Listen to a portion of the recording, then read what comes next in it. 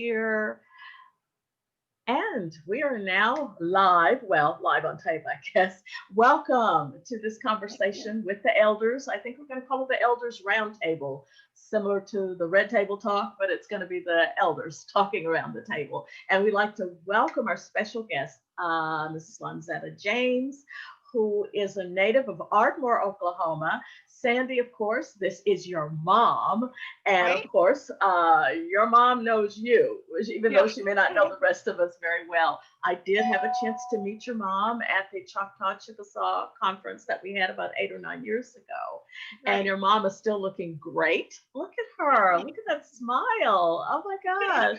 She's beautiful. Well, listen, I'm going to turn things over a little bit to you, although occasionally one of us might interject. So I'm going to make this speaker view. So, and you all can do it on your own screen as well. So the person who's speaking becomes the largest image on the screen.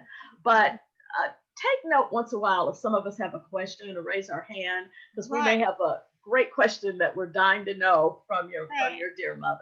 So Sandy, want us to put questions in the chat box instead of waving our hand? Well, that It might doesn't work as matter. well. That would work as well, and I will pay attention to that. Also, Right, and oh, go ahead.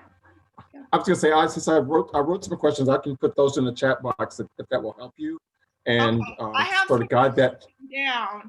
I have some questions written down too. Fantastic. Okay, good. I think I received your questions, and they're all incorporated into the questions that I have to ask her, Maurice. Okay, I think he's muted himself, but hopefully he did hear what you said. No, I heard you. I'm just muting so we won't get any feedback. Okay. So I'm muting. Angela, is it possible for me to share my screen so that I can It show? is. I am going to let me admit Ian to the room as well, but I am also going to allow you to share your screen. Okay. And you should be able to do it fairly quickly. I'm going to, let me just go over to the participants. Sandy, I'm also going to make you a co-host of this particular meeting. So now if you hit the green button at the bottom of your screen, you'll see share screen, and you just share your screen. Yes, and I'm going to turn the mic over to you, and you have the floor. Okay, fabulous. Hopefully you can see the screen. Okay, it hasn't changed yet, but. Okay. Desktop. Okay, Sheeco family, yes, I'm seeing something. So basically what I've done is I wanted to give everybody a sense of who we're talking about today, and that's our Sheeco family. It's spelled in a lot of different ways, which is very hard to try to decipher when doing ancestry and doing studies on my family, because it's spelled so many different ways. But it looks like the slaveholders themselves, when it comes to their family, they spell it S-H-E-C-O.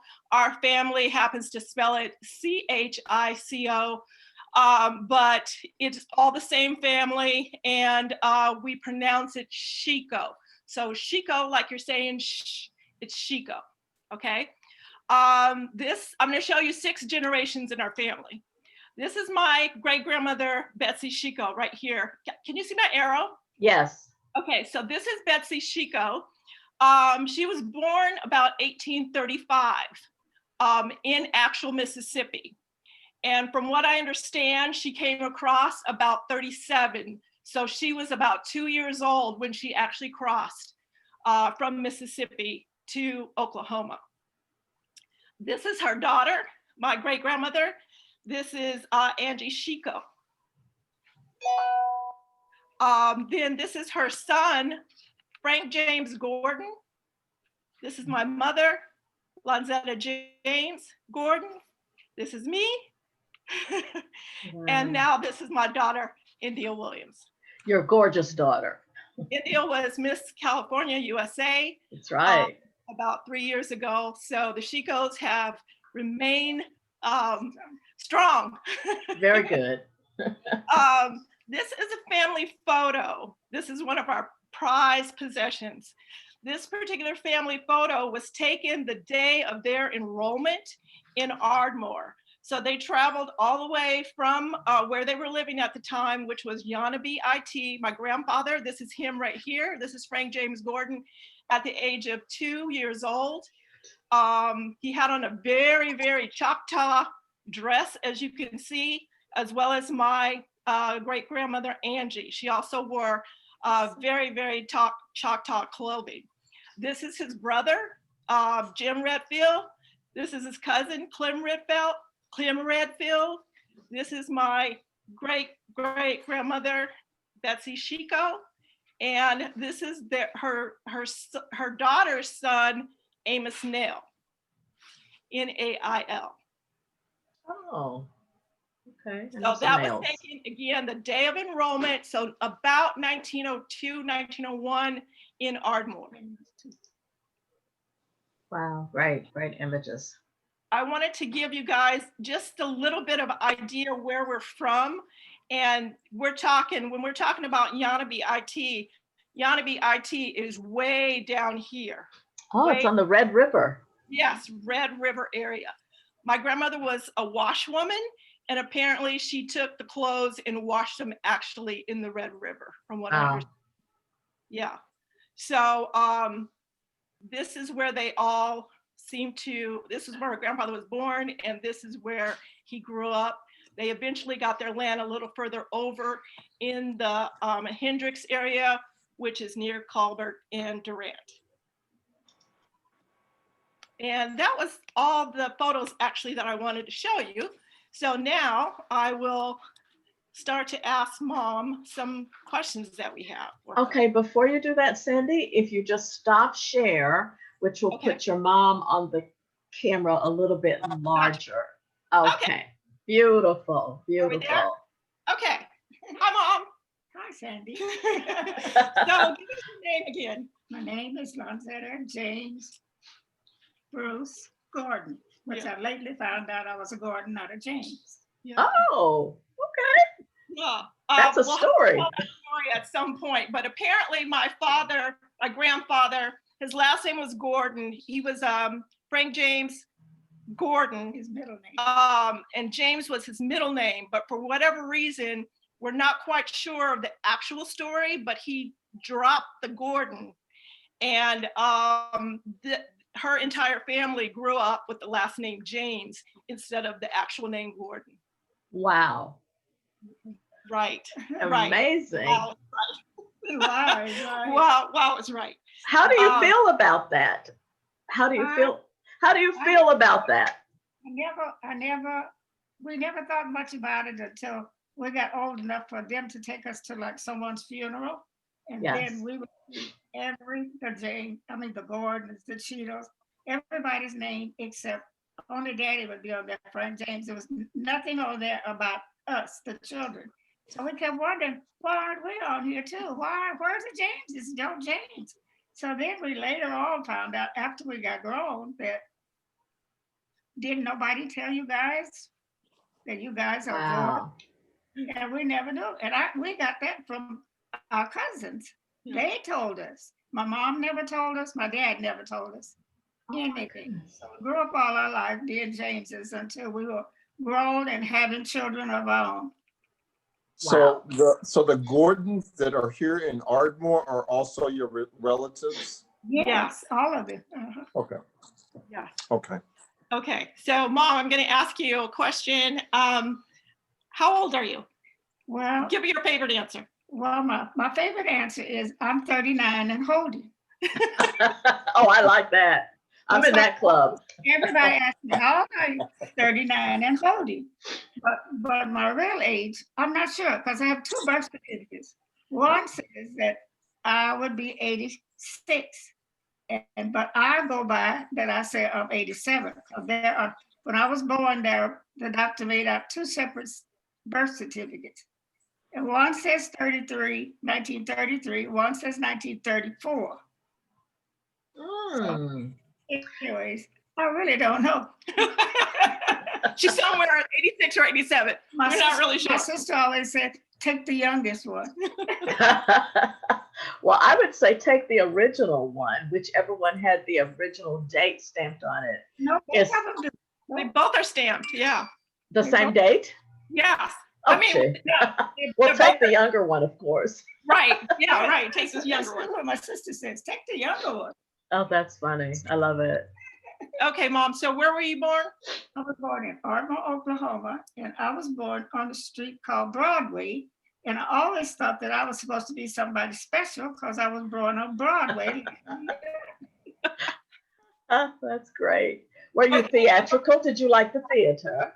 Right, of course. Sort of in the bright lights. How many siblings do you have? I grew up with 11, but my mom had like 4 more that passed away. Wow. Bless her heart. And what is the name of your father? Frank James Gordon. Right. And the name of your mother? Florine Love. Florine James Love. Uh-huh. Where was your father born? Yonnaby, Oklahoma. IT. Yonnaby, IT. Yeah. So when he was born, it was Yonnaby, IT. And what year was that? 1898. Wow. Where was your mother born? My mother was born in Guthrie, Oklahoma. And what year was she born? 1921. No, 1912, I believe. 1912. I was getting right. Right. So what are some of the last names in your father's family? Well, we'll start off with the Chicos, the Redfields, Jeppelos, the Nails, Gordon, Cheeto, Mitchell, Kemp, Posey, Perry. It's a long list of us. Alexanders and Wolf. Oh, Alexander's. Oh, Wolf. Okay. Uh-huh. And then what are some of the last names in your mother's family? Well, my mother was a Love, and we have Jackson's, Gaines, the Sheltons, the Branches, and the Douglases. Mm-hmm. And so they were all around what area? The Paws Valley, Guthrie area, Mm-hmm. and Marietta, Uh-huh. Right. Marietta, Oklahoma. Okay. And so do you know the places that your parents lived prior to them coming to Ardmore? They lived in Guthrie.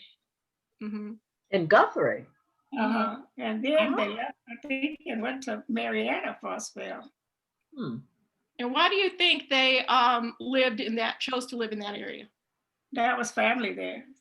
There was a lot of my mother's family down in the Ardmore, Ardmore and what is that? Marietta area. Mm-hmm.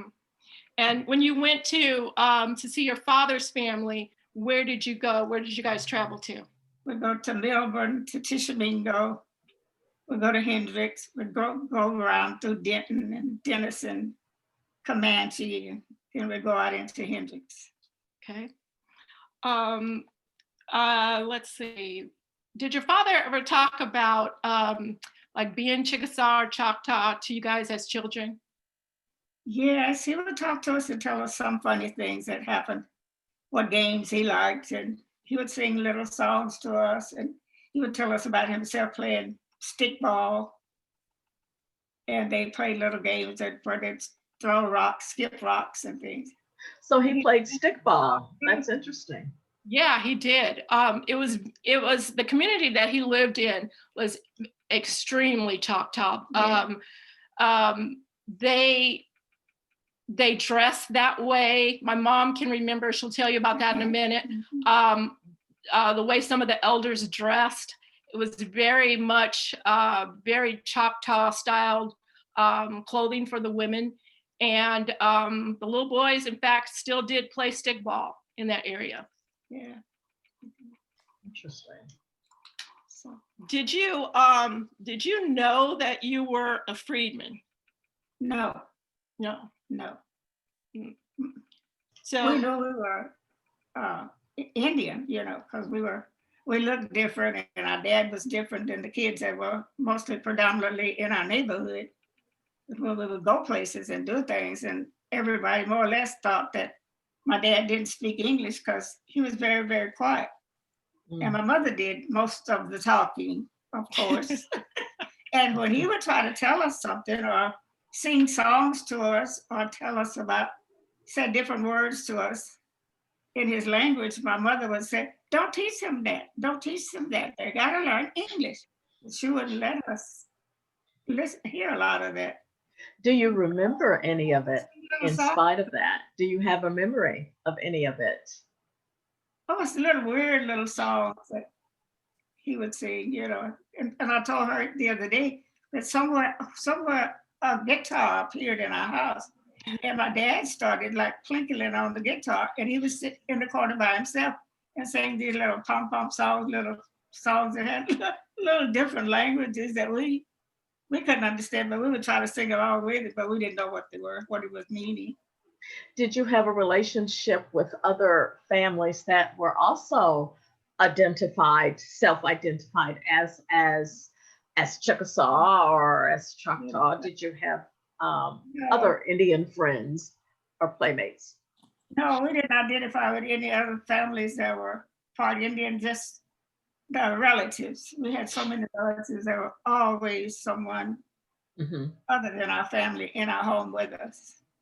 So when they lived in Ardmore, the distinction that she made is that being in Ardmore was more like being to them in the city, right, versus going out to where they all were from, in the Hendricks area or in Wiley or Milburn or Tishomingo. That was the country.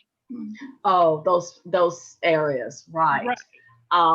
That's interesting. So Ardmore was the city, and it was the city. That would make sense. Yes, it was the city. Was that a treat for you to go to the city, to go shopping or whatever with some of the elders, some of your parents? We were right there, right there in Ardmore, but my dad would load us all in the car. So we were fortunate enough to have a car.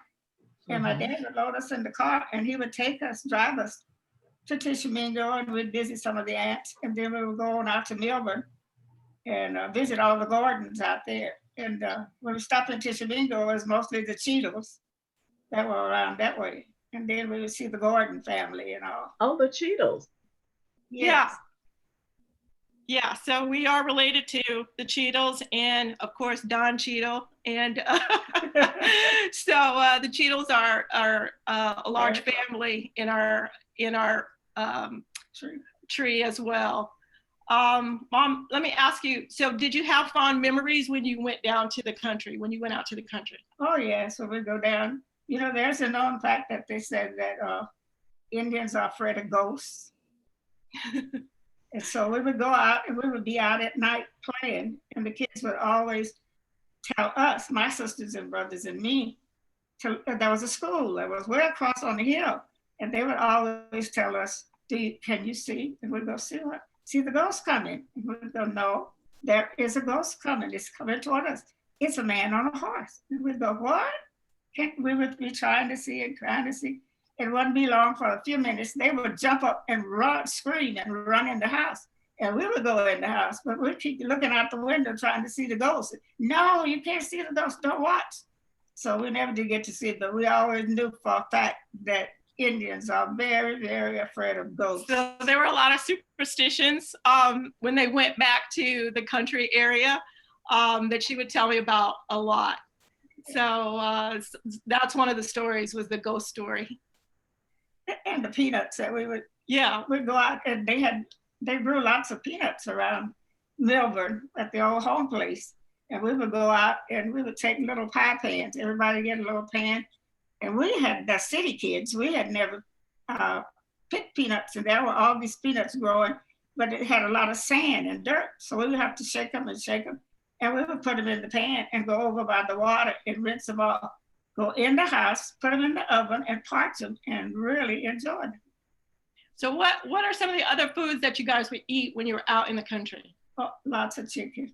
Lots of chicken. Everybody fried chicken. They would always have chickens, and they did, the hog render, and everybody had their big, very, very neat wood stoves, which we had gas, so that would be our first encounter with watching them put all the wood and stuff in to start the fire.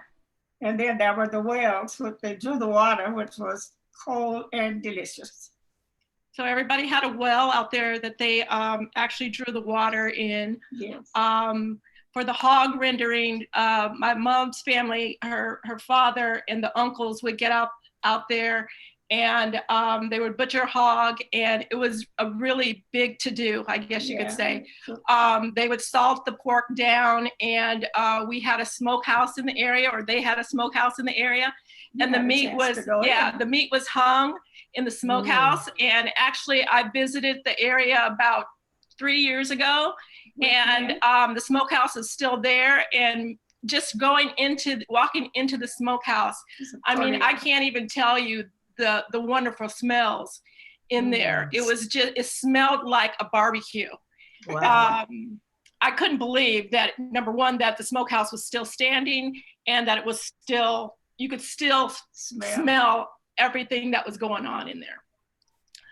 Absolutely incredible. There's some questions coming out of the chat.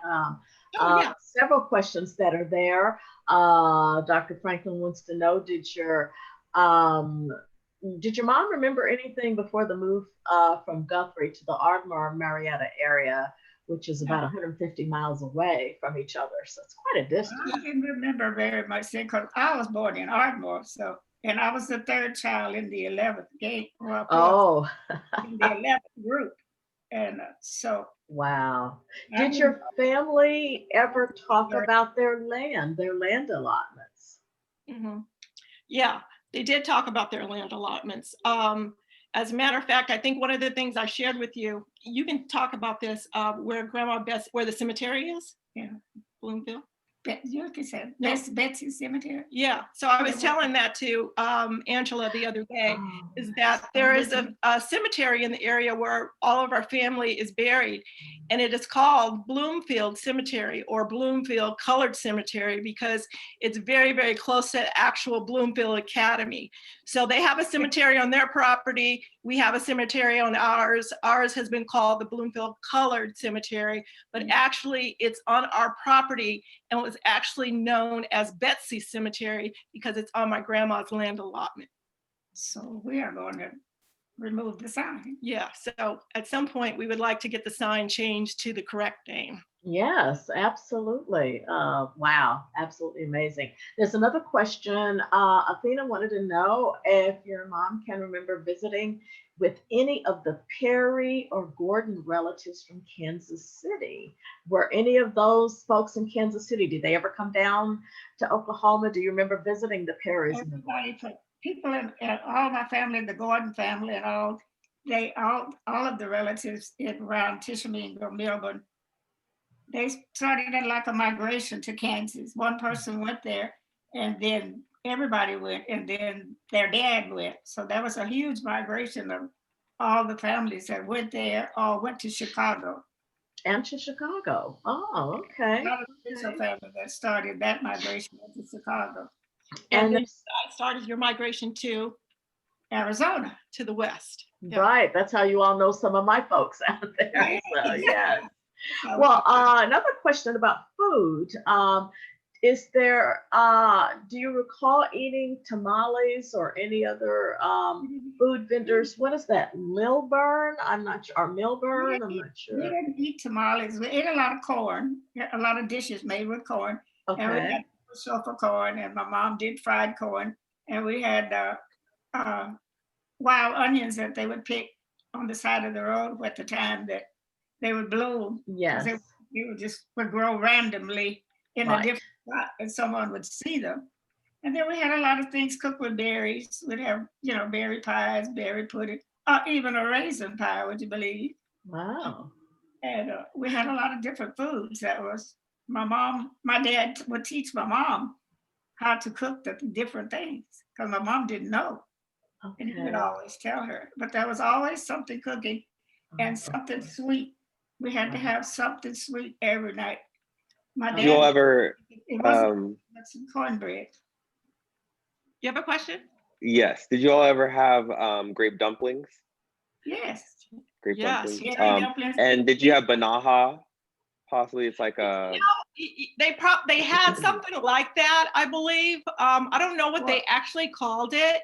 Banaha. It's like it's more like is it like more of a bread type dish? It's kind of like a tamale. So it's Right. cornmeal, and you put beans and hickory nuts in it, and then you roll it in a corn husk, and then you Is boil that it. like tafula or tomfula? No. Yeah. The other thing that they would have, my grandfather would do a lot, they would make a lot of different types of breads with corn. So like a hot water cornbread kind of thing. My grandfather would take it the next day. I think they called it hoe cakes. Is that what you Yes, called yes. it? Yeah, hoe cakes. And then the next day he would crumble it up in a bowl and put milk on it as if it was cereal. He called it like a gruel, you know, Yeah. grits or gruel, which wasn't a Was it buttermilk or just regular milk? I'm sorry? Would he put buttermilk when he would mix it up with the bread? Would it be buttermilk or? Yes. I Buttermilk. eat that to this day. I have some Oh, do buttermilk you? in the fridge, and when nobody's looking, I crumble buttermilk up in a glass. My father would sometimes put it in a bowl, and then I pour the buttermilk on it, put a little salt on it. But yeah, I eat that to this day. My mother had to make cornbread or some form of biscuit every night, or some form of dairy pie or pudding or bread pudding or something sweet had to be. If it wasn't anything but just a plain old cake, my dad would take it and he would spread jelly on it and eat. Wow. jelly Another on it. question, does the family still own the land allotment? Yeah, we do. Oh, beautiful. Uh-huh. Okay, that's wonderful. That's wonderful. So when you go home, you literally go home. Go home, right? I love it. Oh, that's wonderful. Also, I guess, Maurice, you had a question, I guess, about in terms of where the community was. You said over by Bluff. Was Bluff a town or No. settlement?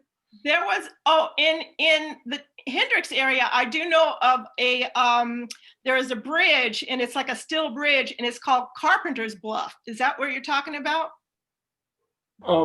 Bluff is east of Marietta, east of Tishomingo. Oh, okay, so I don't know that. East of Lake Texoma. What was it about? Bluff, do you know it's over by Marietta?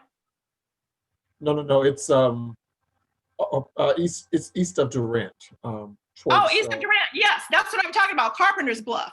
Yes, yes, I am familiar with Carpenter's Bluff, and actually, I have photos of that going across there's a red steel bridge that takes you to that bluff area.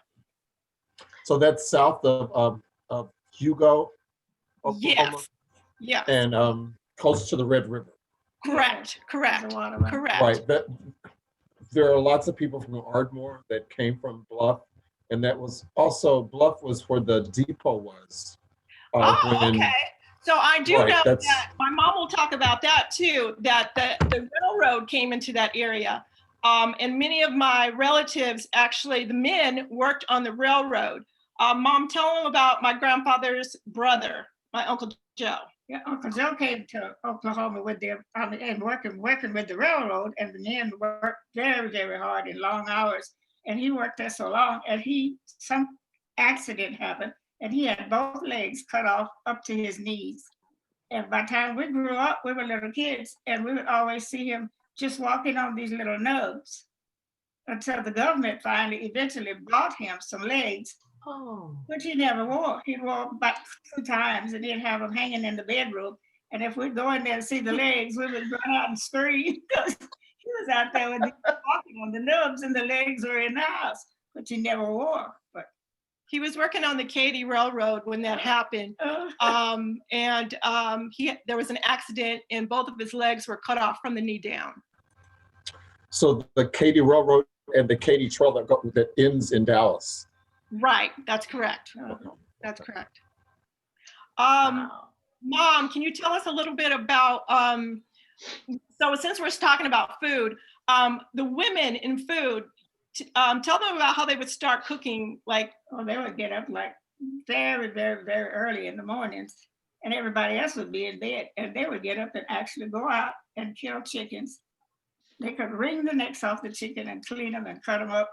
And they would have them on the table with big platters of chicken and great big biscuits. And they were doing all of this on this really, really hot wood stove. but it was the most delicious food. And that was for breakfast. That was breakfast, homemade Yeah. jelly. And So this was before chicken and waffles. So this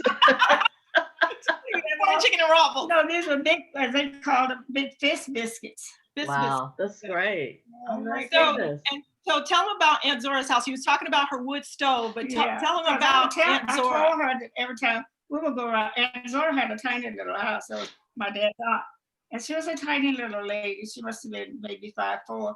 She had very, very long hair, which was like all the way down to her waist. And she wore the traditional Indian dress all the time. She never wore that. And she would have an apron on the front of the dress. And she would always make us take her hair down, her braids down. And we would have to braid them back just the way she wanted them.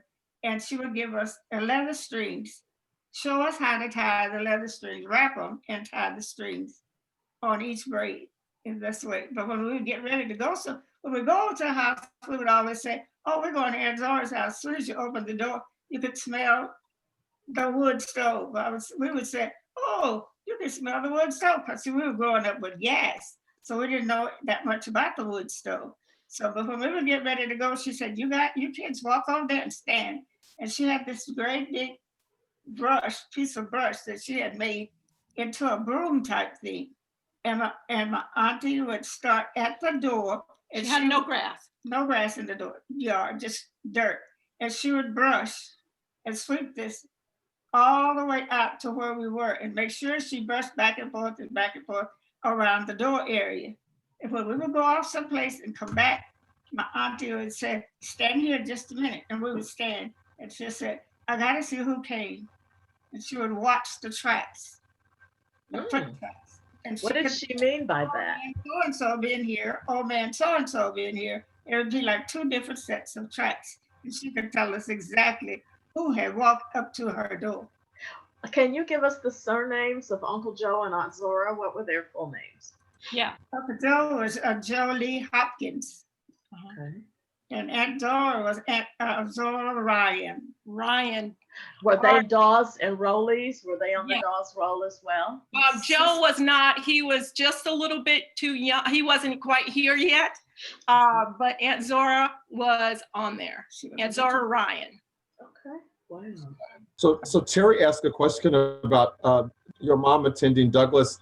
Did she attend Douglas? And I wanted to follow up with that question, asking about did your mom have any brothers or uncles that were in World War I or World War II? Yeah, in World War I or II. Is that what your question was? I'm Yes, sorry, was that your question? Yeah. About attending Douglas and then also the wars. Yes. So can you talk about attending Douglas High School and in Ardmore?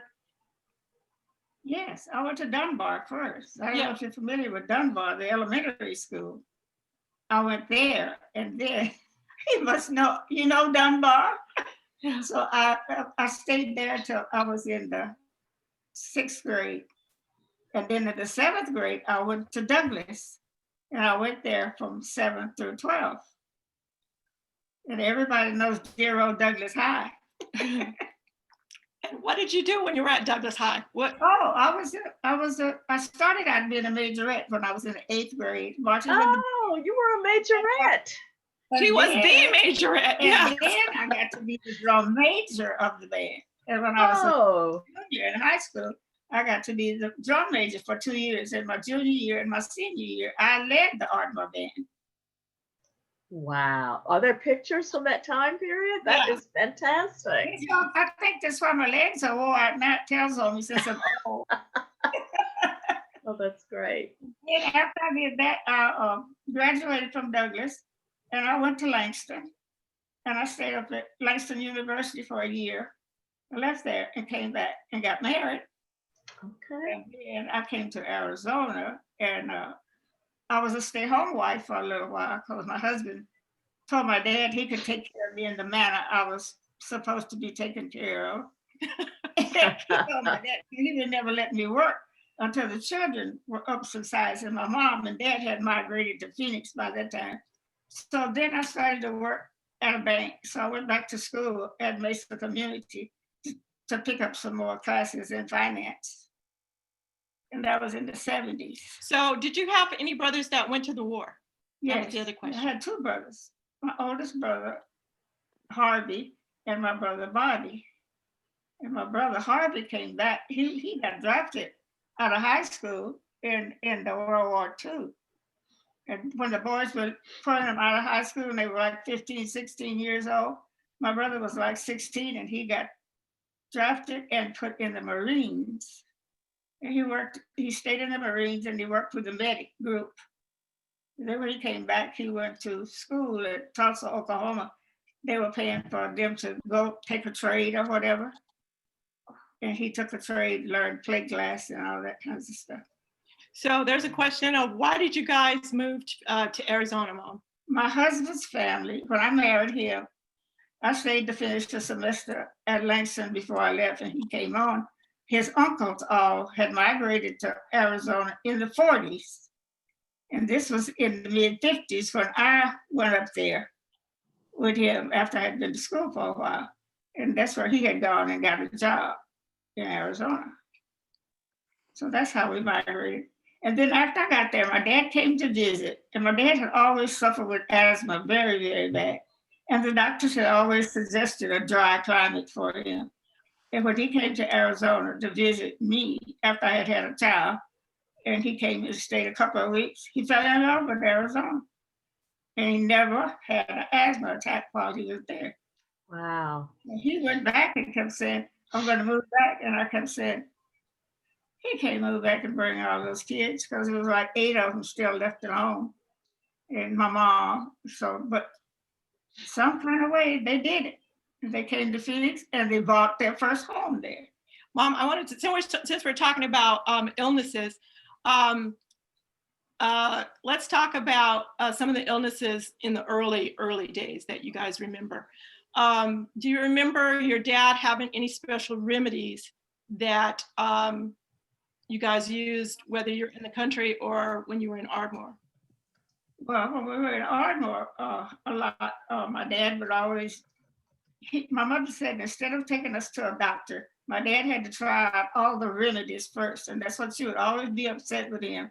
He's going to try the remedies before you guys can go to the doctor.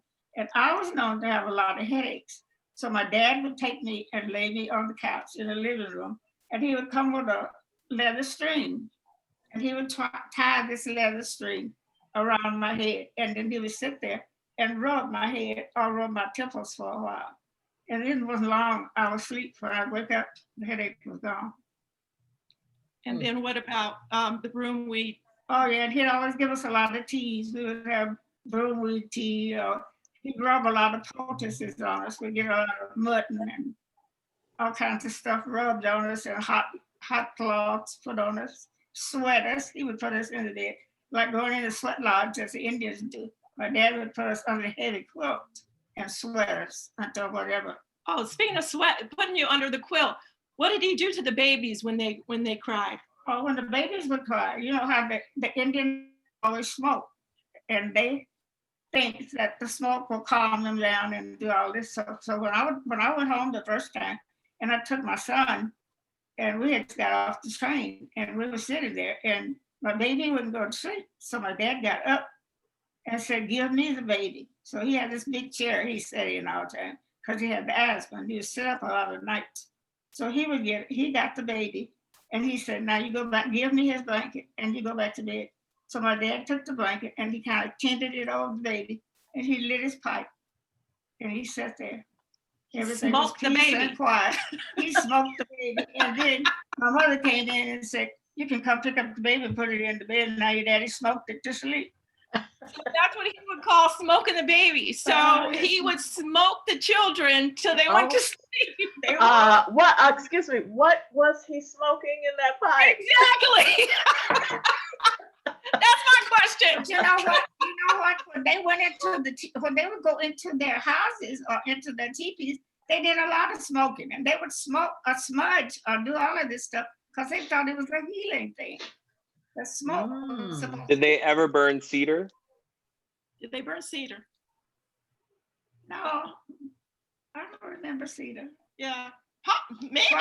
Probably. I'm not sure what they actually smoked or what they actually burned, but Did you ever know anything about the black walnut trees out in where the reservations and things were? Yeah, I I have know grew up they're with black used walnuts. for dyeing things a lot of the time. yeah. And eating. I grew up eating Mhm. black walnuts and almost pulled over yesterday when I was driving. I said, oh my God, those black walnuts. You But have some, Mom. You still get them, Mom. Yeah, I was just asking Did you, Sandy, we were talking about different berries, and I was just asking her, had she ever had mulberries? 'Cause we used to get all kinds of berries out in the pick berries. Oh, Terry, I'm seeing you said there's a book called Smoke the Baby. Oh my gosh, that is so Oh. fascinating. You Well, kidding? apparently can attest to that because we were smoked out as well. They got So some. he said it's the title of his next book, Smoke the Baby. the baby. Well, my dad actually did that because I told her Okay. about that years ago, and he would always take the babies in there, and nobody would say anything, would just be quiet. Talk about the And then the hair in the baby. ear. Talk about the hair in the And ear. then when I was little and I had a lot of earaches, my dad would Cut your hair. cut your hair and put a piece of hair in your ear, and that's supposed to make your earache go away. The hair in the ear and also the My hair on. sister, Yeah. when my sister had asthma a lot, my dad took a piece of her hair and he put it around a nail and he put it in a tree, and he told my sister to stand here so he could put it just above the height where she was. And he said that when you grow past this nail, then your asthma will be gone. Hmm. And I Well, see by the Dr. year Franklin later, was a it baby was who was gone, so smoked. we don't know if Yes. the nail trick worked. Yes, I but was. later, she didn't have any more asthma. Yeah. That's amazing. Did Ask- Aunt Zora or your dad ever talk about owls? Owls. Owls. Yeah. Yeah, they were scared. You know, they didn't like the sounds that the owls would make. Because a lot of them would say, some of them would say, like that screeching owl. There is an owl that makes a screech. And they said that was a death owl, you know, because they were so ghostly, so afraid of ghosts. There was lots of superstition. They were very, very afraid of ghosts. And they would, if they heard the screech owl, they would say, someone's going to die. Someone's going to die. Just two questions about remedies. Did she say poultice, and also about horse apple? Did she She have said a memory of horse apple? Yeah. a poultice, like a They would a rub your rub, yeah. chest with it. You would rub your chest or your back, and they would use mutton, or they would use sometimes just hot hog oil, you know, or grease from the hogs. They would just whatever they could mix turpentine or whatever into with it. Or they use sulfur and grease, and they would put that on your chest for colds. Yeah. What about horse apples? Do you remember Horse any apples. remedies from horse apples? Yeah, I knew horse apples, but we didn't use, we would always take them and throw at each other and knock each other out. We throw horse apples. We would throw horse apples at each other. Oh, talk about when tuberculosis hit. Oh yeah, in the Indian tribe, the tuberculosis was really, really bad. I know even with us, and we were part Black, but at our school, they would always be checking certain kids to send you to a doctor to see if you had TB. And we were the children that would get picked out from the little Black school. And we would get checked to see if we had TB because it was so much of it with the Indians in Oklahoma. But we had lots of family members that were in Hendricks that had it.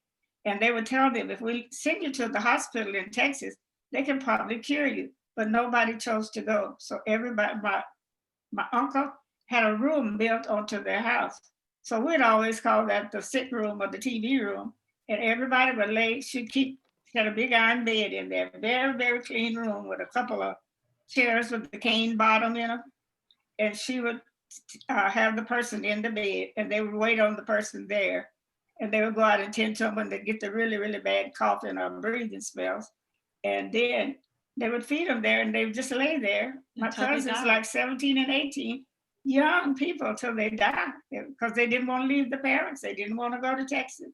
They didn't want to go anywhere to a hospital. Wow. And they died right there in that room. So one of the questions was, does your mom remember a Black doctor? Do you remember a Black doctor in I Ardmore? was born by my doctor that birthed me was Dr. Smith. That was a Black doctor. It was a Dr. Smith and a Dr. Hill, and all the white people in Ardmore would come to Dr. Hill because they said he knew how to cure pneumonia. And he had a big clientele. And Dr. May Smith. I say something? May I say something? Miss Irma wants to say something. Go ahead. I now own, or we now own, the house that Dr. Hill built on Broadway. Dr. Hill, yes. Wow. Yes. We have that house. We're trying to get it, the Historical Society to help us get it fixed up and preserved. But your conversation is pretty much what I would say. I'd add a little to it, but Dr. Hill, I don't know when they moved, but I think we bought the house in the 80s from someone. So What is the address of that house so we'll know what it is? 800 East Broadway. Okay. In Ardmore. Yes.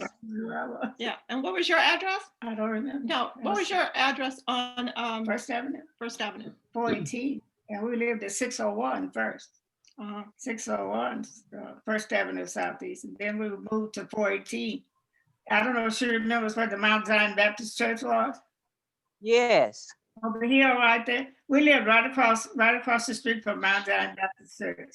Yeah, that's in the southeast part of town, but it sure brings back a lot of memories. I wish I were there in person to. The doctor that delivered me, Dr. Smith did. Yeah. And he and his wife wanted to adopt me because he said that my mom had enough kids already and they had no kids. And he kept begging my mom and dad But now, about me.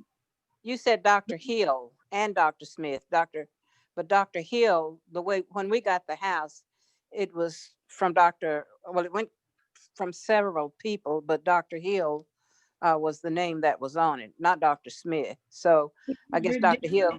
Dr. Smith's office was right there on Main Street. Was the dental office. Did he have it next to a hotel? I think they had a dental. Was right there on Main Street, across from where the Cox's hamburger place was. Yes. That's where Dr. Smith was. And all they the told people sit on the lawn out there because he had a big brick wall, and all the boys would line up on this wall and sit so they could see the girls going in and out Cox's hamburger place. Now, I wasn't born in Ardmore, but we moved there in 66. Okay. Moved there in 66, so it's like home, but Yeah. Where were you born, Miss Irma? Where were you born? I was born in Ardmore, Oklahoma, Okay. in my mother's house on the kitchen table, Oh, a Black doctor. I was born in 44, and that was during the time that, in Paul's Valley, Blacks were not going to the hospital. If they did go, they would see them on the outside step. So Wow. 44 was our doctor. Most of my brothers and sisters were born at home, as was a lot of people. We didn't have the modern day things that so many people had. But it warms my heart to hear everything you're saying because I can identify with a lot of it. Right. Okay, Mom. So since we were just talking about the burger shop, talk about high school. When you were in high school, so you said you were a majorette, you were the drum major of the band. Talk about the burger shop. All the kids went there. We would always go to Cox's. We would always go to Cox's, or we would go where they called the Moon Glow that was across the street, next door to where, if anybody's been to Ardmore, where Jonas Epps had the cab company right next to it. Jonas Epps was right on the corner. And then there was the Moon Glow next door to it, and across the street was Cox's hamburger place. And that's where everybody would go hang out, listen to music, and buy a hamburger for 5 cents. And then you could get an educated hamburger for like 15 cents. But the educated burger meant you had everything on it: lettuce, tomato, onion, and you had to fry my bread. Do you want to fry your bread? Before they put the meat and thing on. No, grease my bun. He said, Joe Dirks would say, do you want my bun greased? You want your bun greased? And he would grease the bun before And that was called the educated hamburger. The Educated. educated burger. Wow. Yeah, educated burger was with everything. Even with your bun grease. You'll get your bun grease. Terry asked a question about midwives, and does your mother or my mother remember anything about the midwives? Midwife. If Yeah. you weren't born in the hospital. Yeah, so No. you weren't born in the hospital, and most of your I was brothers. born at home. Everybody was born at home, but there was a medical doctor there. All of us. So there was no midwife? No, we didn't have any midwife. We had doctors. We had black doctors or white doctors. We had a If black I doctor. may, We had a white doctor, Dr. Godfrey. if I may say something, all of my great aunts were midwives, and they helped deliver the babies. If they didn't, the black doctor didn't come unless there were complications, and he would come. Now, some may have been delivered by one of the white doctors, but all I heard was the black doctor and the midwives. Mhm. So my mother was born in 1900. Mhm. And no, my grandmother was born in 1900, and my mother was born in 1919. So time brings about a change, but your story is almost identical to my story. Mhm. Well, we'll have to have you featured on an upcoming episode too, Miss Irma. So be prepared. All of my sisters and brothers that I know from me on down, we all had doctors. We're born by doctors in our home, but we were born with doctors. Were the doctors from Oklahoma? Were they from Tennessee, from Meharry, or do you know? Dr. Smith came from, he looked black and partly Chinese, maybe, but I think they were from San Francisco. But Dr. Hill, I don't know where Dr. Hill came from. Interesting. Ardmore. Wow. I have a question. They both had nice offices, and they waited on the black people. Talk about when you were a child growing up in Ardmore. What did you guys do when you were real young in Ardmore? Well, we'd play outside at night, of course. And we lived on the street corner that had a street light, and we could play out there, and all the mothers would sit on the porch while we ran and played games, and because it'd be too hot to go in the houses to go to sleep.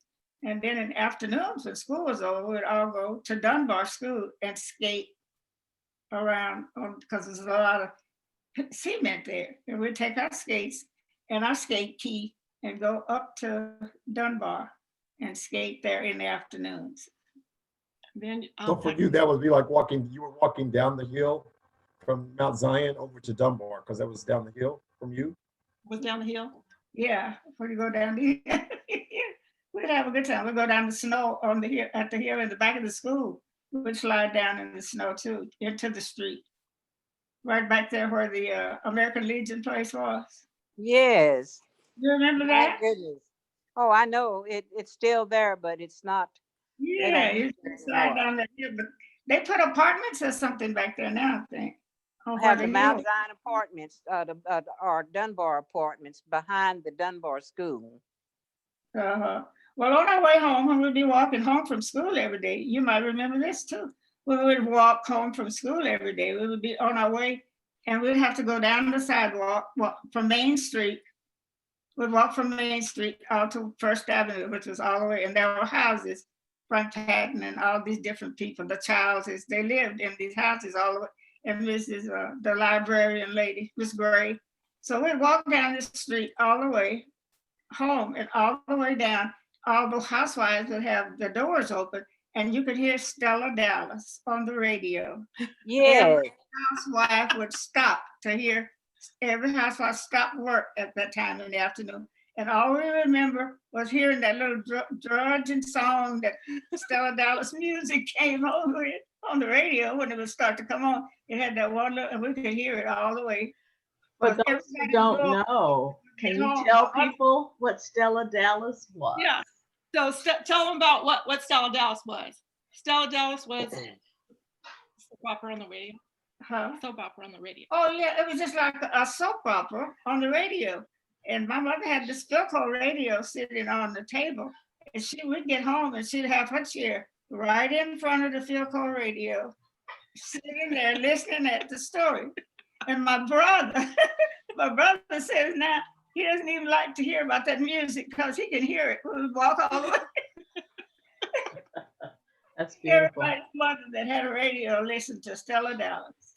Very popular soap opera. Wonderful. Oh my gosh. And then tell them about when you would go, you had community center? Oh, we'd go to the community center at night for, that's what we did for fun. We'd skate. Or we'd go, they had a little club called the Y Teens, and I joined that. And then they have little dances at the community center, because they had built that then for the kids. And everybody would go there and they'd have sock hops, all different kind of little dances where we would go and dance, and we would enjoy that. So in the meantime, while it was my family was a bunch of sisters and brothers. So my mom and dad, my dad was pretty fortunate. He made very, very good money. So my dad bought what we call back in the days a hi-fi. So we were the first Black people to get a hi-fi. So then everybody would come to our house on Friday night or Saturday night. We had this big yard. My brothers would put the hi-fi at the window where we could turn it up loud, and everybody would dance in the yard and dance by the music. And then later on, we happened to get lucky enough to get a television with a 5-inch or 6-inch screen. We had 3 channels. Well, at first we had one. We just had KBSO, the channel from Ardmore. And of course, we finally got 2 more. But it was signing off at 9 o'clock every night. You get to Star Spangled Banner, no more TV. And it wouldn't come on till like 1 in the afternoon. So Mrs. Bruce, I have a question. Neighbors come over to watch the TV. Everybody gathered around this tiny little screen. So we grew up very fortunate because my dad worked at the Ardmore Hotel and he made very, very good money. And that's how we were raised, very fortunate. And then he went to work at the Lake Mary Lodge, and he hired all the people that were, the Black people that were employed there. Ian McCants has a question to ask you. Yes. What were your experiences and your parents' experiences with segregation in Oklahoma?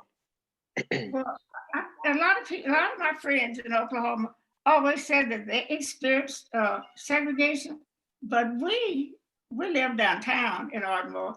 And in our neighborhood, that was us on the corner. There was the Epsis across on the next corner. And that was white people on this corner of ours and white people a white man 2 houses up.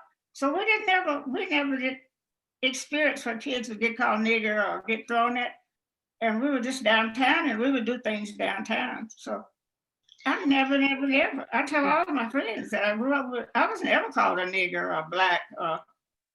My dad knew a lot of the people that owned the stores downtown. And when we would go there, they said, white people would say, oh, that's Mr. James's kids. Those are Frank's kids, when we would go into the stores or something. But talk about when you said one time that you guys drove to the country and you drove through. Oh, we went through Comanche, Oklahoma. And my dad had us all in the car. My dad, we never, ever in our lives heard my daddy say the word nigger. My daddy and his brothers would always say, if they wanted to say something about somebody, they would say smoke bacon boys. They call them smoke bacon boys. They would never say bacon boys. Smoke bacon boys. Yeah. So we never heard the word nigger in our house. So we weren't used to hearing that. But so talk about Comanche. So but anyway, when we drove, my dad put us all in the car and we were going to Hendricks. And he drove us through Comanche and we passed this building. He said, look over there at that building. And we looked and he said, look at that sign. And the sign said, don't let the sun go down on you, nigger. And then there was a big wooden Indian statue standing out in the front. So that means Indians and niggers, though. You got to get out of that town. So that was the closest. We didn't encounter segregation. I don't know any of my brothers and sisters that ever said that. Yeah, it's kind of, I think it's a little rare, but I've asked some of my uncles and aunts as well, and they kind of say the same thing that my mom says, whereas other people in Ardmore that I've talked to, they feel that it was very segregated. But when we would ride the bus, we would catch the bus downtown, and there was this little white man Pop Jones that drove the bus all the time, and he was standing down the corner right on Main Street watching us to come down to the sidewalk to get on the bus. And we just get on the bus and sit down. Nobody ever said, Go to the back. go to the back. We never heard go. It sounds like perhaps because your dad worked at the Ardmore Hotel, that there might have been a little bit of privilege extended to your family because of that, working on the other side of the tracks. I wouldn't go in the grocery store. Right, exactly. I think part of that, and the other thing that my mom mentioned last week, was the fact that they had so many relatives come in that were very native, No English. and so the whole family was considered kind of a mixed family, I guess you could say. And they, just like my mom was saying, they called them those old Indians, Mhm. So I think they kind of maybe possibly looked at them a little bit different than some of the other people in the community.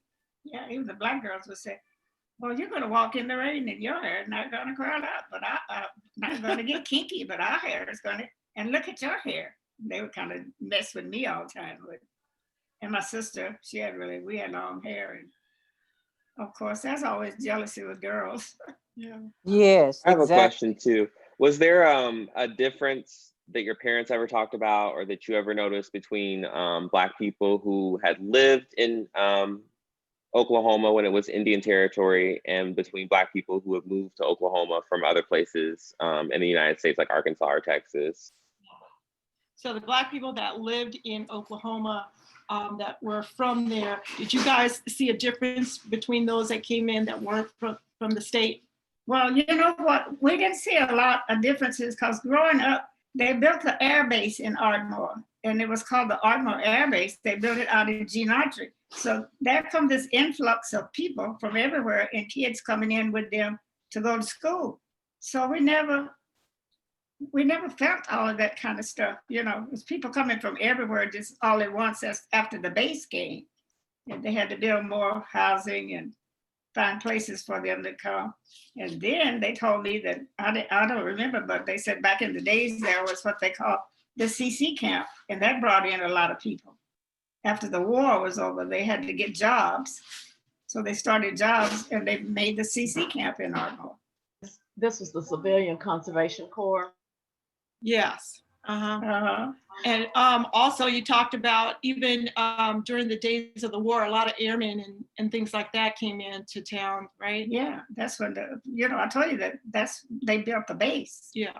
And then after, that's where all the Army people were out of Gene-Autry, and that was like 8 miles out of Ardmore, Gene-Autry. So on the weekends, Ardmore was just the town, the city, downtown where the theater and everything was just run over with military people on the streets, So that made the town overcrowded.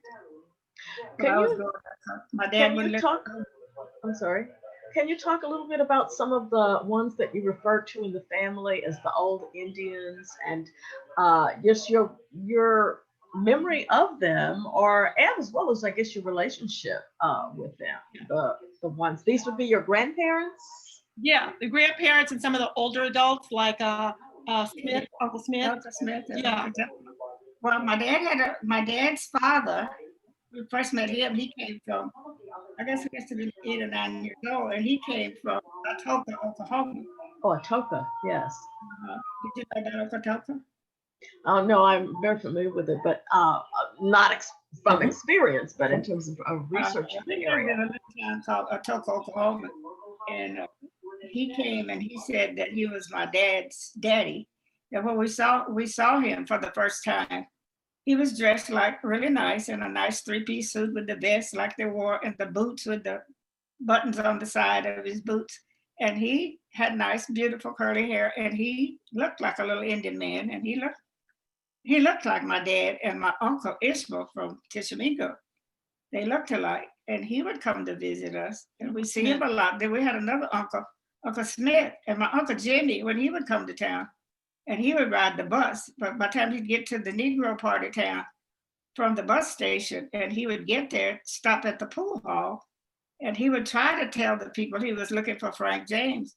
Well, nobody could understand him because his English was so not good. And they kept on. So it was one friend of ours that heard him say something about James, and he said, do you mean Frank James? And Uncle Jimmy said, yes. So he brought him to our house. He came by, ran in the house and said, there's an Indian man down there that's looking for Mr. Frank James's house. So my brothers had to go and get my uncle and bring him around. Because when they would get to drinking and having a good time, my dad and all them, the Indian really came out because they drink a lot. They wouldn't eat. They just drink. And then when they eat, they'd go to sleep. That was the end of it. there was no more.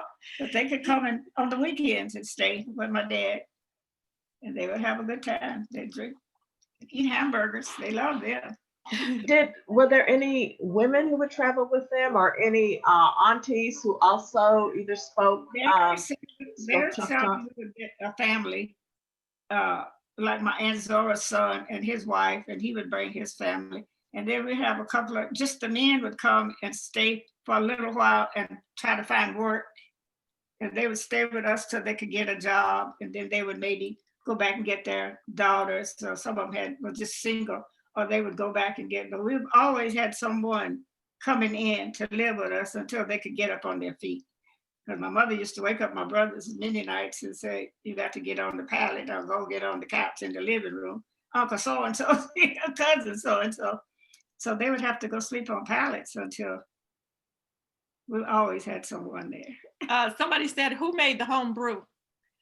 That was on my mother's side. Nobody on that side did. That was my mother's brother. He had a big house and he had a basement in his house.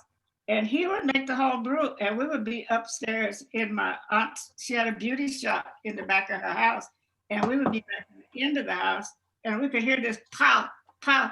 And so we didn't know what it was. And somebody said, oh, the beer's ready. No, that's funny. It was going off. No, I got my first home brew when my father made his, and I got drunk off that stuff when I was about 8 years old. They'd make that home brew. My uncle would make it just regular, and he'd give parties, And when he'd have the parties and everything, he'd bring out the home brew. Yeah. When I was about 3 years old, the lady that lived across the street from us, her name was Miss Maddie, and she made home brew. Of course, I didn't know that. I mean, I knew that, my grandmother came from work about 3 o'clock in the afternoon, and the police had been there and down at Miss Maddie's, and they had poured out all home brew. They poured it out. And so when my grandmother got home, she cooked for a lady, and the white lady said, Hattie, what's going on over, across the street? I walked up and said, ooh, Granny, the police are pouring out all Miss Maddie's TT. And so, so I told all the business, I didn't know. That's hilarious. I know that a lot of people, my mother would make us sit outside and we would peel peaches, big tubs of peaches. And some people would come over and they'd get the peach hulls. Can we have the hulls? And we didn't know, they were taking them home to let them ferment or whatever to make their brew out of the peaches. Oh, really? I didn't know that story. They could make peaches too. Yeah, they'd come by and get the. Yeah, my father, he used all that stuff, peaches, raisins, whatever he could get to ferment. Anything to ferment. Like Maurice, your story is, my father was making so much homebrew. The guy had the liquor store in the corner called the police on him because he was taking all the business away. Oh, wow. And homebrew is not to be played with. And that's what happened to Miss Maddie, but you could tell somebody was drinking a homebrew because this would be a little different color. He served all the parties down at the lake and around because he was the head bellman, and Ardmore was dry, so he would have these men. There was a bunch of white guys that he knew that had a garage, and they would go into Gainesville to buy all the liquor, and they would bring it back for my dad, and my dad kept under my mom's bed and in her closet. It was just liquor everywhere, and my dad would send people back to town from the Ardmore Lake to come up and pick up certain kinds of liquor because he would stay there and help serve the parties, and that's where he was making all his money. My great-grandfather, my mother's grandfather, that's how he made his living. He was a bootlegger out in Pennington, Yeah. Walhorn. My dad had big pockets full of money all the time. We'd wait for him to sit down so the change would run out in his pocket. Speaking of parties or celebrations or whatever, do you ever recall any events or celebrations in August? I know a lot of families in Oklahoma, Black families would have big celebrations, Emancipation Day celebrations, even though there really was no Emancipation Day in August, but nevertheless, traditionally for many years, early August was celebration time. Do you recall that? I don't remember anything. The people in Ardmore would go on like the 19th of June. They would go to the parks. There were parks, but the Black people had their own park in the new edition.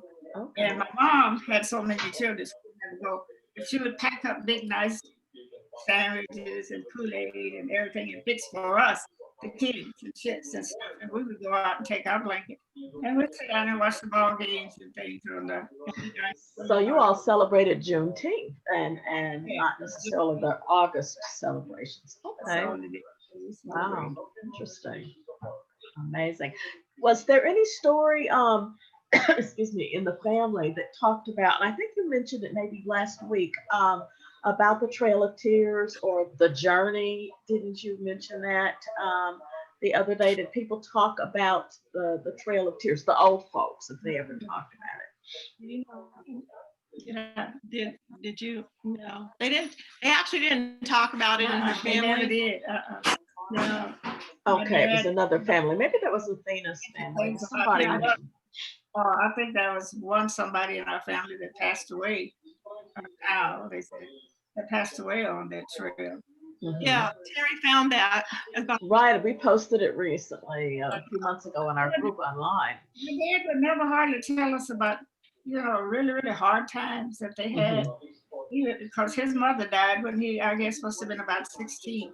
And that's why he went to live with the Juffalo family.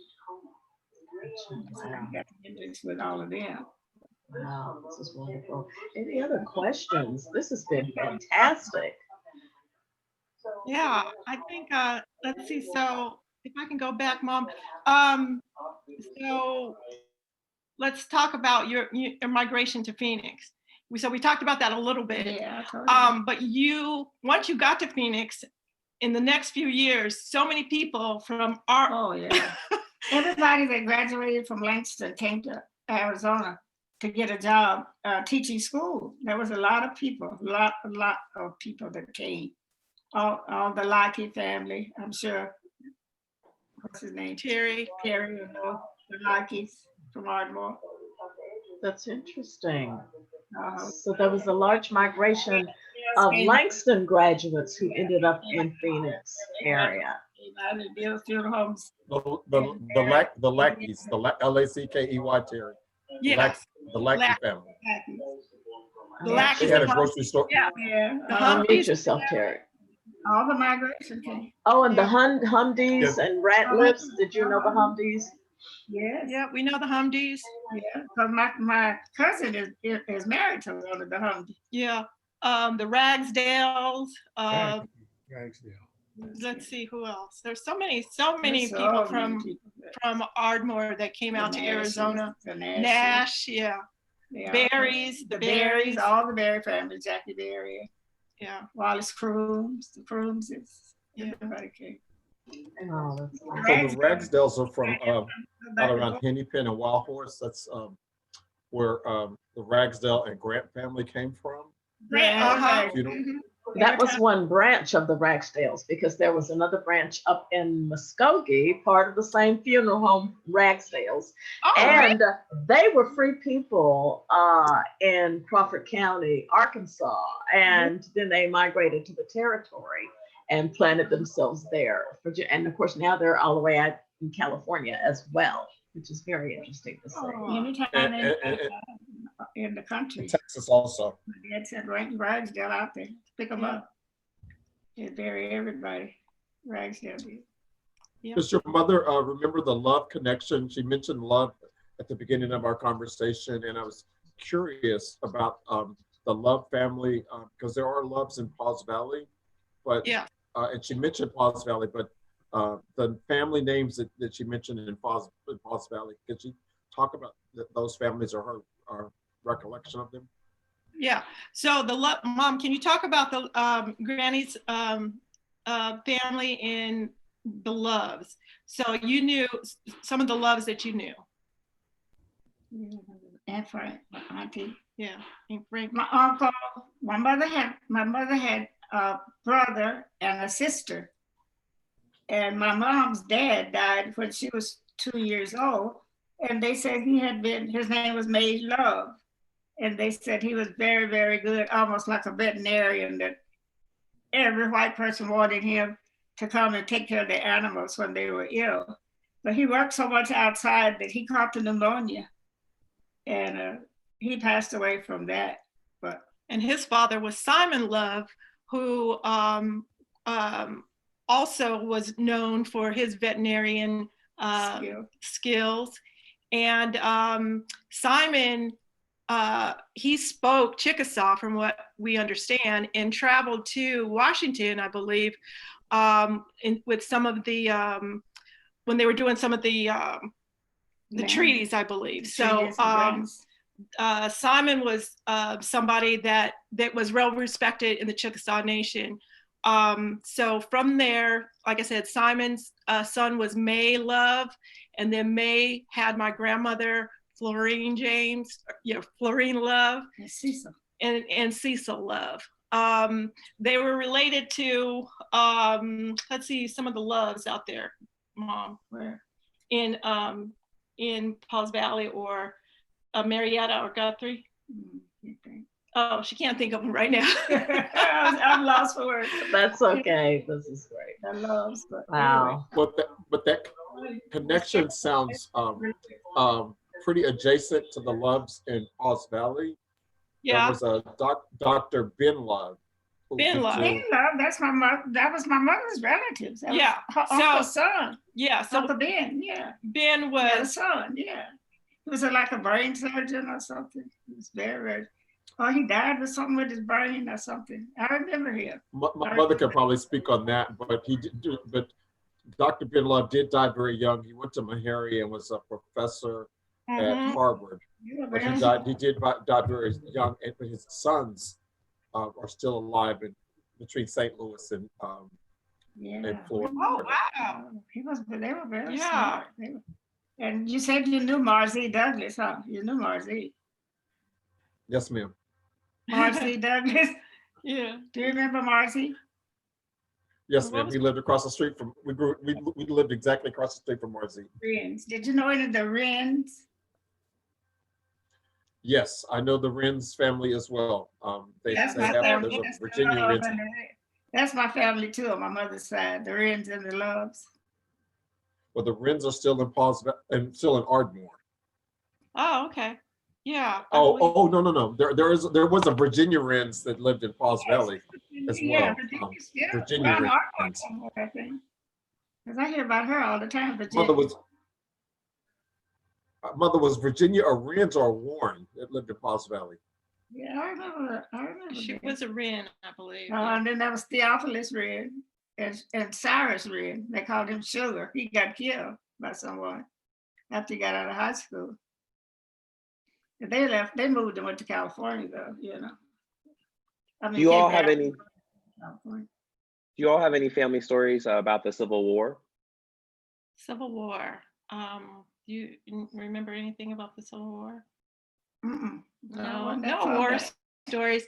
I don't have any war stories. Yeah, My brothers went to the service, and then some of the Wrens went. You know. None of the old timers talked about the war or the Civil War or those early days of even between the Civil War and the Dawes enrollment. Did any of the older folks ever talk about that? If you can recall sort of hearing them talk about their time, their day.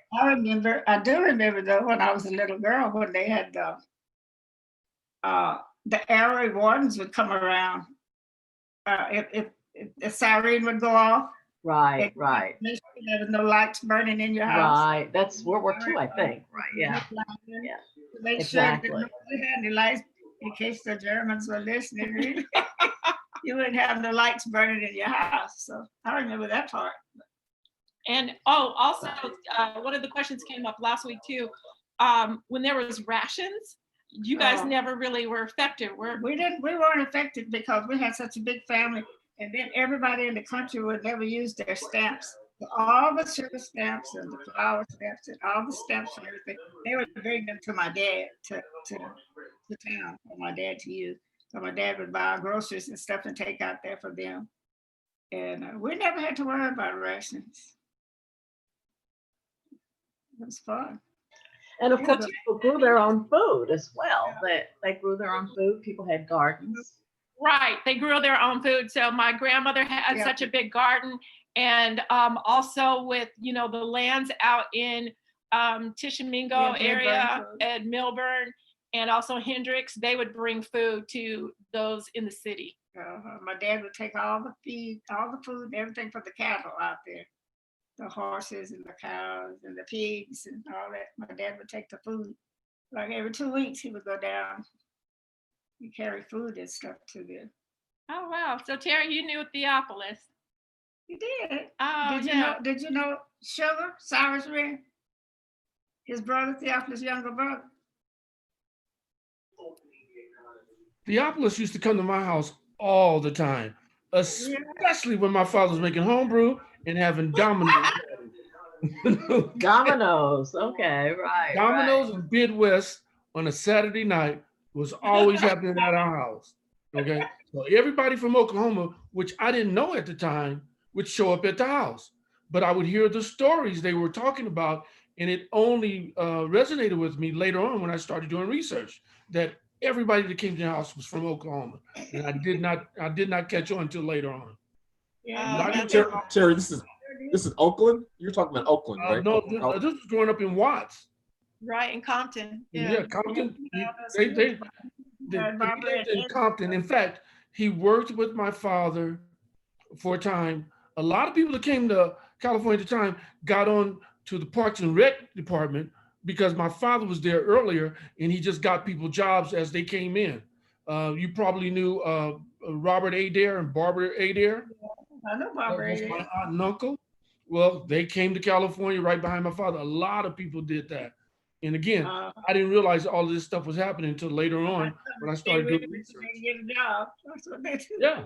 In the 40s, they just came to get jobs, 40s and 50s. Yeah, that's what they did. Well, he married one of I don't know if you knew that, Henry Edwards, the Edwards family. That's who Theophilus married, was Barbara Ann. Yeah, and he got all the kids went to college, they were doing very well. And he died a few years back, He just passed away. Yeah. Well, when I left home in 71, I really didn't look back. Okay. And so I really didn't pick up on any of this stuff till I was well in my 30s, But again, once I started doing the research, then a lot of stuff started making sense. I remember, I think his name was Curtis Love or something like that.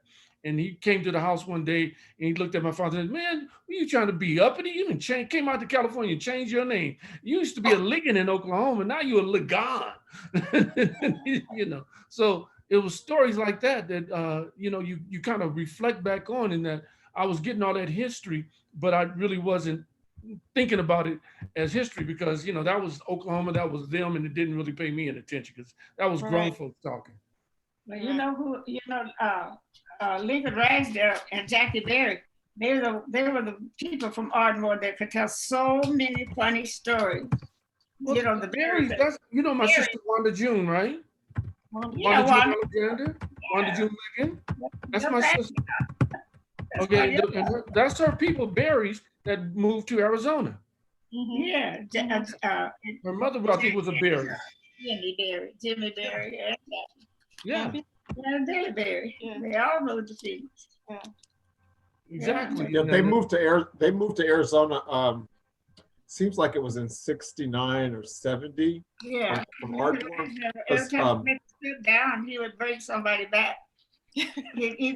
I was little, but I remembered them from the pool and then from swimming at the pool, then all of a sudden they weren't here anymore. So that's kind of how I know where they moved. Yeah. The Oklahoma migration into Phoenix. Yeah. You better tell somebody to graduate. Well, that was fun. That was fun. Anybody else have any questions that you want to ask of Lonzetta? You still writing his book? I think so, yeah. Got a few more chapters now. Yeah. Don't everybody talk at the same time. You got to put the educated hamburger in. Educated burger. What was those smoked bacon boys? Smoked bacon boys, the educated burger, and smoked the baby. Smoked the baby. We used to go down to smoke the baby. That's amazing. Yeah. Well, this has been absolutely an incredible just conversation. Miss Lonzetta, we cannot thank you enough. You're the first person in a series, or what I hope will become a series of conversations with the elders, sharing these rich memories. Oh my goodness. Anything else from anyone else? Anyone else want to add anything or say anything?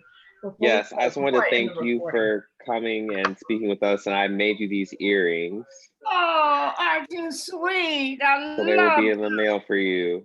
You know, that's part of my Indian heritage, is wearing some kind of jewelry or I'm shocked she doesn't have on her regalia today. I usually have on all my big swashbuckles, you know, all my jewelry. I have the swashbuckle necklaces and earrings and everything. Oh. Every time I go somewhere, I have to buy some turquoise.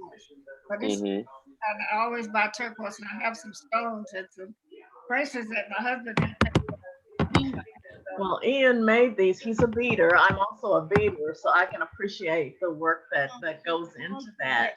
And so, Sandy, you have to share your address so you can get them in the mail. I will. I have some beaded jewelry from the Zuni tribe. Oh, Zunis are very good beaters, yes. And they call themselves our relatives, because my sister raised her. Wow. And we're from the Zuni tribe, and she's running for senator in Wisconsin right now. Wow. I bead a little bit. This is one of my cuff bracelets that I beaded, and I made it in the design of Kente. And and Sandy's gonna be jealous if she didn't get one. Oh my goodness. Wow, that's amazing. Any comments from anyone? Dr. Maurice, Shelley, Athena, you've been so quiet over there, sitting quietly.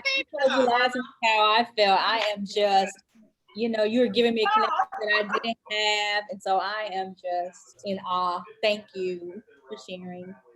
This has just been beautiful. Miss Irma. I have to agree. Beautiful. Thank you, Shelley. Miss Irma, you want to add anything before we at least end the recording? Yeah. My mom said, Athena, you have to hurry up and come and visit us in California. You have a lot of traveling to do, Athena. I will. That's my plan, is to start to kind of go back. You got to head west. Just go west. Next year, if they have the Gordon Cheeto family reunion, they have this every year. Yeah, every year. So you were talking about some of the Perrys too. Some of the Perrys also come to that reunion, Athena. Close relatives.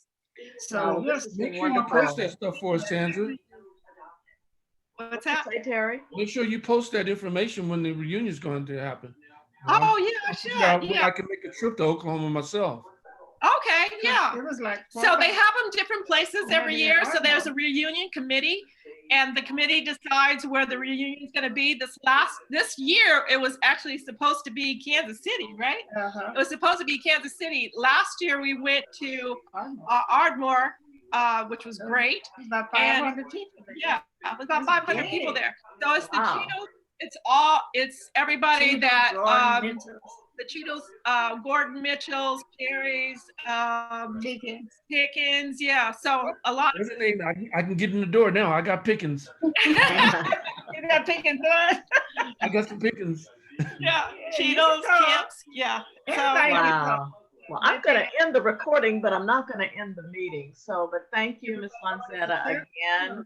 And we all appreciate you. So thank you so much. I hope I enlightened someone. I gave somebody I some think you simple did. things. I think it's nice because I remember when my father was alive, I would call him every weekend or, you know, every other weekend, just so we could talk about these stories. So what you're doing is great in that way, because I wouldn't have anything if I didn't have those conversations with him. Yes. And, Yeah. you know, it's important that you We have tell conversations your every story so others hour. can hear it, you know, because there's a lot of things that you said I never had an opportunity to speak with my father about, you know, Wow. so I appreciate all of the stories that you're telling.